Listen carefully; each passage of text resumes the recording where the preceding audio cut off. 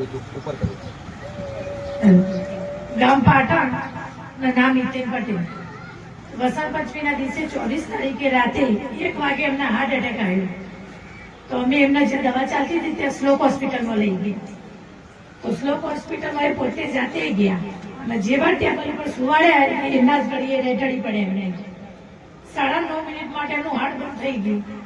તો ત્યાંના જે આસિસ્ટન્ટ હતા એમને CPR આપી અમને એમના સિમ્સ હોસ્પિટલમાં અમદાવાદ કે તમે લઈ જાઓ.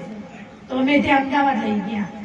મારા મમ્મીને ફોન કર્યો તો મારા મમ્મી 2 વાગે માતાજીની બાધા રાખી, અગરબત્તી કરી, દીવો કર્યો અને બાધા રાખી. અમે ત્યાં ગયા. અમદાવાદ સવારે ગયા એટલે ડોક્ટર કે શક્ય વાત છે તો એમને 72 કલાકમાં જો ભોન આવે કોમામાં જતા રહ્યા છે ભાઈ, તો શક્ય નથી અત્યારે કશું જ. એમ અમે કઈ કહી શકીએ નહીં, પણ માતાજીના ચમત્કારથી સાંજના 6 વાગે એમને હાથ પગ હલાવ્યા ને ખોલી એમને રવિવારે. હા, રવિવારે છે.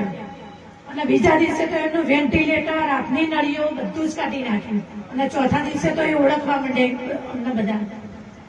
અને અમને 1 મહિનો કહ્યું હતું સિમ્સમાં તમારે 1 મહિનો રહેવું પડશે.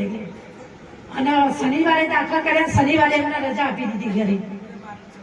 આટલો માનો ચમત્કાર હતો.